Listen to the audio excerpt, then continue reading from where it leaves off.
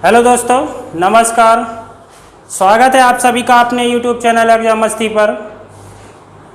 RRB NTPC और RRB group D के लिए एक महत्वपूर्ण टॉपिक, इम्पॉर्टेंट टॉपिक जिस पर आज हम बात करेंगे, घात, घातांक एवं करड़ी। इस टॉपिक पर इन दोनों परीक्षाओं में कम से कम 2 से 3 क्वेश्चन पूछे जाएंगे 100%। इसलिए ये इस परीक्षा के लिए इम्पोर्टेंट टॉपिक बनता है। इसको बड़े ध्यान से समझेंगे, एक एक क्वेश्चन को बड़े शिद्दत से समझेंगे, बड़ी आसानी से समझेंगे। चलते देर न करते हुए बढ़ते हैं हम प्रश्नों की ओर। पहला प्रश्न, क्वेश्चन कुछ इस प्रकार से है। ये घन करड़ी 32, 2 घन करड़ी 32 ऋण 3 गुणा घन करड़ी 4 धन घन करड़ी 500। सबसे पहले हम ये देखेंगे यहाँ पर घन करड़ी है या वर्ग करड़ी है। सबसे पहले हम क्या देखेंगे, यहाँ पर घन करड़ी है या वर्ग करड़ी है। जहाँ पर वर्ग करड़ी का मतलब वर्गमूल में ये आप लोग भली बात जानते हैं कि वर्गमूल में 2-2 अंकों के 2-2 संख्याओं के जोड़े बनते हैं, जबकि घन करड़ी में 3-3 संख्याओं के जोड़े बनते हैं। तो यहाँ से सबसे पहले इन संख्याओं के गुणनखंड करके हम वर्ग करड़ी हो या घन करड़ी हो उससे बाहर निकालेंगे। तब आगे की जो प्रक्रिया होगी वो प्रारंभ होगी। सबसे पहले हम क्या करेंगे, इन सब के गुणनखंड करेंगे। वो भी गुणनखंड कैसे, अभाज्य गुणनखंड करेंगे। चलिए समझिए, 32 के गुणनखंड क्या होते हैं, 2 दूना 4 दूना 8 दूना 16 दूना 32 हो गया, -3 घन करड़ी। यहाँ पर अगर हम 4 के गुणनखंड करते भी हैं तो 4 के गुणनखंड होंगे 2 गुणा 2, जबकि यहाँ पर घन करड़ी है तो 3 संख्याओं के जोड़े बनने हैं, तो यहाँ तो जोड़ा कोई बन नहीं रहा है। तो क्या करेंगे, हम इसके गुणनखंड नहीं करेंगे। क्या करेंगे, इसके गुणनखंड हम नहीं करेंगे। तो आगे समझिए, जब इसके गुणनखंड नहीं होंगे तो अगली संख्या बनती है घन करड़ी 500। तो इसके गुणनखंड करेंगे तो 5 पंचे 25 पंचे 125, 125 दूना 250 और 250 दूना कितना होता है 500। यहाँ पर जोड़े अगर हम बनाएं तो 3 का जोड़ा बन रहा है, 3 अंकों का मतलब 3 बार लेना है, एक संख्या को 3 बार लेना है। तो यहाँ 5 का जोड़ा बन रहा है। यहाँ पर हम देखते हैं तो 2 का जोड़ा बन रहा है। एक एक बात को बड़े ध्यान से समझेंगे। यहाँ 2 का जोड़ा बन रहा है क्योंकि मुझे 3 संख्याओं का जोड़ा बनाना है। तो यहाँ 2 का जोड़ा बन गया, एक 3 का, और यहाँ पर एक 5 का बन गया। तो यहाँ पर ये जोड़ा, इसमें से एक संख्या बाहर निकलेगी तो इधर हो जाएगा 2 गुणा 2, बचेगा घन करड़ी 2 दूना 4, इधर 3 घन करड़ी 4, यहाँ पर क्या निकलेगा 5, अंदर क्या बचेगा घन करड़ी 2 दूना 4, क्या बचेगा घन करड़ी 4। जरा ध्यान से देखें तो यहाँ पर 2 दूना कितना हो जाएगा 4, घन करड़ी 4 -3 घन करड़ी 4 धन 5 घन करड़ी 4। आशा करते हैं समझ में आ रहा होगा। चलिए अब यहाँ प्लस की संख्याएं देखें तो ये एक प्लस की है और एक ये प्लस की है। तो यहाँ पर प्रत्येक संख्याओं में घन करड़ी 4 घन करड़ी 4 घन करड़ी 4। तो यहाँ 5 घन करड़ी 4 है, यहाँ 4 घन करड़ी 4 है। तो 5 4 9 घन करड़ी 4 -3 घन करड़ी 4। जब 9 घन करड़ी 4 में से 3 घन करड़ी 4 घटाएंगे तो 9 में से 3 जाएंगे, कितना बचेगा 6 घन करड़ी 4, 6 घन करड़ी 4। ये रहा आपका इस प्रश्न का आंसर होगा 6 घन करड़ी 4। आशा करते हैं ये क्वेश्चन आपको बेहतर से समझ में आया होगा। देखिए, जो करड़ी होता है इसमें कोई ट्रिक नहीं लगती है, आपको गुणनखंड करने ही होंगे। गुणनखंड करके इस प्रकार आपको सॉल्व करना ही होगा। इसलिए बेहतर है यही कि आप जहाँ तक हो सके 25 तक की जो संख्याएं हैं, 25 तक की प्राकृत संख्याएं हैं, उनका वर्ग और घन आपको आना चाहिए। अगर ये चीज़ आती है आपको तो कैलकुलेशन में आपको आसानी मिलेगी, कैलकुलेशन की स्पीड बढ़ जाएगी, समय आपका कम लगेगा। चलिए, इस क्वेश्चन को आपने बेहतर से समझा। अब बढ़ते हैं हम क्वेश्चन नंबर दूसरे की तरफ, उसको भी हम बहुत बेहतर से समझेंगे। इस प्रकार के प्रश्न अधिकतर परीक्षाओं में पूछे जाते हैं, जो कि मैथ में जिनका बेस कमज़ोर है वो तो देखकर ही छोड़ देते हैं कि चलो उत्तर गलत ना हो जाए, माइनस मार्किंग है, कट जाएंगे नंबर। आप आज से अगर घनकरणी ध्यान से पढ़ ली आपने, आज का जो वीडियो आपने ध्यान से पूरा समझ लिया, तो हम ये आशा करते हैं कि ये प्रश्न आप कभी भी परीक्षा में छोड़कर नहीं आएंगे, पूरा सही हल करके आएंगे। देखिए, एक एक चीज़ को समझेंगे बेहतर से। सबसे पहले सबसे अंदर कौन है? मान लीजिए, समझना, मेरा उदाहरण समझना, कि अगर किसी के घर में आग लग जाए, क्या लग जाए? आग लग जाए, तो सबसे पहले कौन जलेगा? जो घर के अंदर है, सबसे घर के जो अंदर है वही जलेगा, फिर उससे बाहर जो होगा वो जलेगा, फिर जो बिल्कुल बाहर है वो कम जलेगा। जलेंगे सब जब घर के अंदर बंद हैं, तो जब सबसे अंदर जो जलेगा, सबसे अंदर वाले को हम सबसे पहले देखेंगे, उससे जो बाहर होगा उसके बाद उसको देखेंगे, दोनों को साथ लेंगे, तब हम तीसरे के पास आएंगे तो तीसरे को भी साथ लेंगे, फिर तीनों की हालत देखेंगे क्या बन रहा है, तो तीनों को हम हल करेंगे। किस प्रकार से हल करेंगे देखिए यहाँ पर ध्यान से। तो इनका ये कड़ी किसकी है? वर्ग कड़ी है, वर्गमूल का चिन्ह है।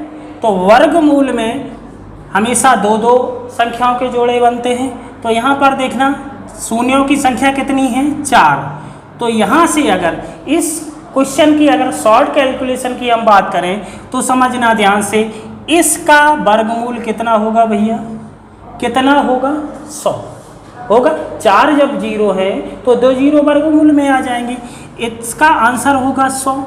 यहाँ चिन्ह है प्लस का, अगर इसमें हम ऐड कर देंगे 100 को 44 में ऐड कर देंगे तो कितना होगा? 144। जरा ध्यान से समझना, 144 हो जाएगा। अब चिन्ह किसका है? कड़ी किसकी है? वर्ग कड़ी है, वर्गमूल है। तो 144 का वर्गमूल कितना होगा भैया? 12 होगा। कितना होगा? 12 होगा। यहाँ तक का आंसर कितना हो गया? 12 हो गया। अब 12 में जब 4 जोड़ेंगे तो कितना हो जाएगा? 16। कितना हो जाएगा? 16। और 16 का वर्गमूल कितना होता है? सभी लोग जानते हैं 4 होता है। तो इस प्रश्न का आंसर 4 हो गया ना। समझ में नहीं आया? समझ में नहीं आया तो अगला क्वेश्चन और देखो, फिर बिल्कुल समझ में आएगा। एक एक क्वेश्चन आपको समझ में आएगा। चलिए अगले क्वेश्चन की ओर चलते हैं। क्वेश्चन कुछ इस प्रकार से है, ध्यान से समझना। सबसे पहले आपको समझना होगा घनकरणी वर्ग करणी। तो घनकरणी यहाँ पर देखना, घनकरणी है, यहाँ पर वर्ग करणी है, ये वर्ग करणी है, तो ये घनकरणी है। मैंने बताया ना, घनकरणी में 3-3 संख्याओं के जोड़े बनेंगे और वर्ग करणी में 2-2 संख्याओं के जोड़े बनेंगे। याद है? चलिए यहाँ पर देखेंगे 8 के अगर हम गुणनखंड की बात करें तो कितना होगा?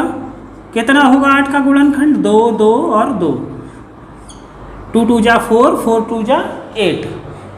अब यहाँ पर हम बात करें तो ये वर्ग करणी है, वर्ग करणी में 2-2 संख्याओं के जोड़े बनेंगे। तो 2-2 संख्याओं के जोड़े बनने हैं तो यहाँ पर सीधा सीधा हम कर सकते हैं 4 गुणा 4। छोटी छोटी संख्याएं आसानी से सॉल्व कर सकते हैं। भाग का चिन्ह यहाँ पर मुझे देखना है 100 लिखे तो 100 वर्ग करणी है, तो 2-2 संख्याओं के जोड़े बनेंगे तो 10 गुणा 10 लिख सकते हैं। 49 को लिख सकते हैं 7 गुणा 7 लिख सकते हैं।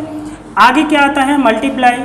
यहाँ पर घनकरणी है, घनकरणी में क्या करेंगे? 3-3 संख्याओं के जोड़े बनते हैं तो इसके गुणनखंड करेंगे तो 5 5 25 5 125। ये बात समझ में आई? समझ में आ गई? अब आगे देखें, घनकरणी में 3-3 संख्याओं के जोड़े बनेंगे, वर्गकरणी में 2-2 संख्याओं के जोड़े बनेंगे। घनकरणी में 3 के बनेंगे, वर्गकरणी में 2-2 संख्याओं के बनेंगे।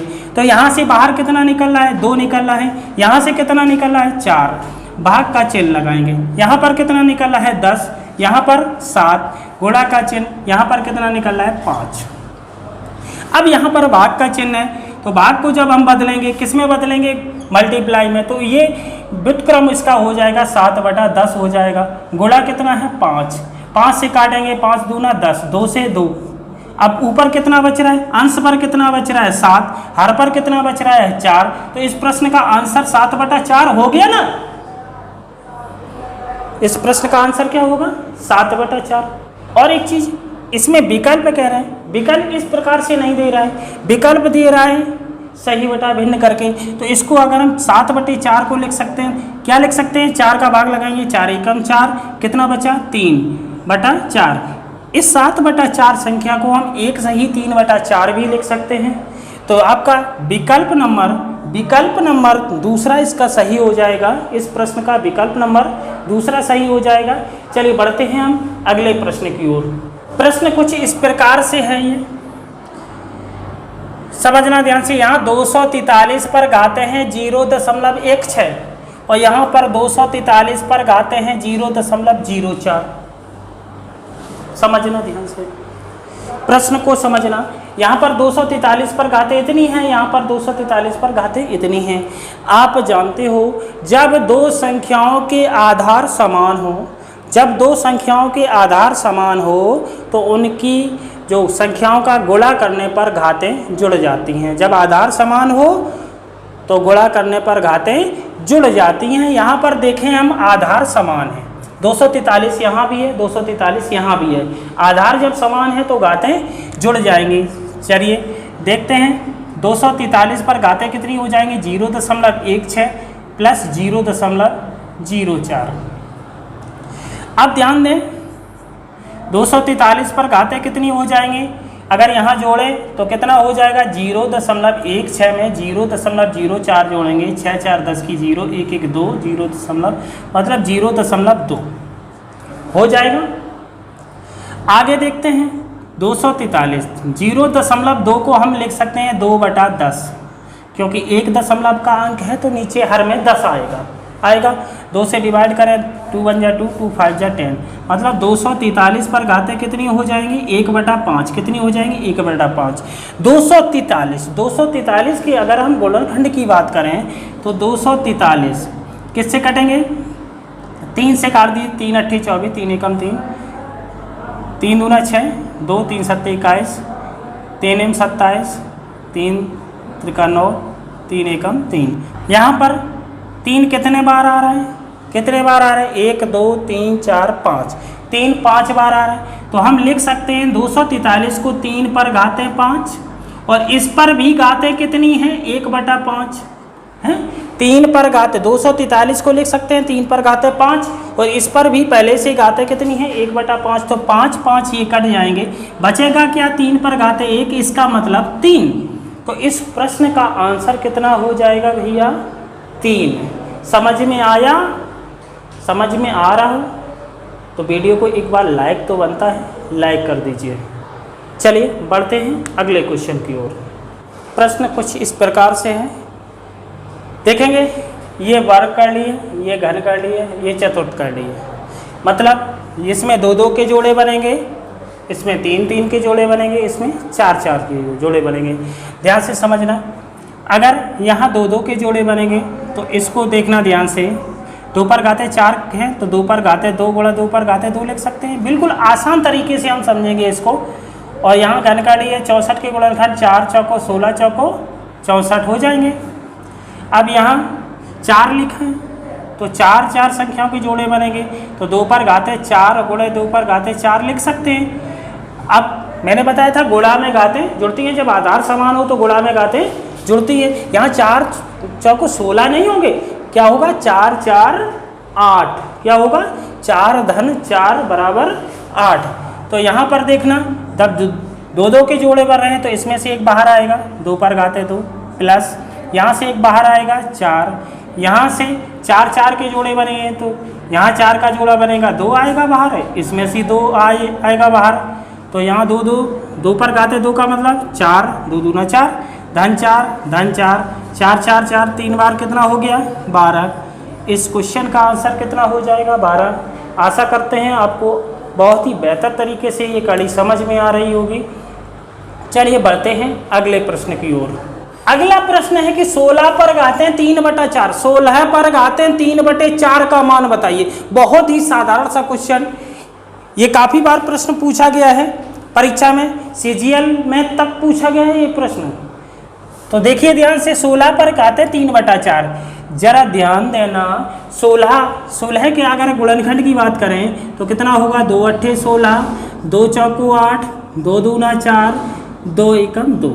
16 के गुणनखंड हो गए 2 दूना 4 दूना 8 दूना 16, कितना होगा, 2 आएंगे 4 बार। कितनी बार आएंगे, 4 बार। तो 16 को हम लिख सकते हैं 2 पर घातें 4 भैया, लिख सकते हैं। और इस पर पहले से ही विराजमान कितना है, 3/4, 3/4 पहले से ही विराजमान है, तो 4 से 4 कट जाएगा ना, तो बचेगा कितना, 2 पर घातें 3, और 2 पर घातें 3 कितना होता है, 2 दूना 4 दूना 8, कितना होता है, 8। तो इस प्रश्न का आंसर हो गया ना 8, समझ में आया। चलिए बढ़े अगले क्वेश्चन की ओर। अगला प्रश्न है 0.01024 पर घातें 1/5 का मान बताइए। 0.01024 पर घातें 1/5 का मान बताइए। जरा ध्यान दें, यहाँ पर दशमलव की अंकों की संख्या कितनी है, 1 2 3 4 5, कितनी है, 5। तो इस संख्या को हम इस प्रकार लिख सकते हैं 1024 बटे 1 पर रखेंगे हम 5 बिंदी 5 शून्य, घातें कितनी है, 1/5 है। अब हम 1024, यहाँ तो 5 जीरो है भैया, इसमें तो कोई तकलीफ है ही नहीं। 1024 की गुणनखंड तुम्हें पता नहीं, मुझे पता है नहीं पता है तुम्हें, तो कर लीजिए ना, करो। 1024 के गुणनखंड किस प्रकार से करेंगे, 2 पंचे 10, 2 एकम 2, 2 दूना 4, 2 से काटेंगे 2 दूना 4, 1 2 पंचे 10, 2 छक 12, 2 एकम 2 दूना 4, 2 अट्ठे 16, 2 छक्का 12, 2 चौको 8, 2 तिया 6, 2 दूना 4, 2 से काटेंगे 16, 2 से काटेंगे 8, 2 से काटेंगे 4, 2 दूना 4। कितनी बार आया भैया, कितनी बार आया, देखें 1 2 3 4 5 6 7 8 9 10, कितनी बार आया, 10 बार।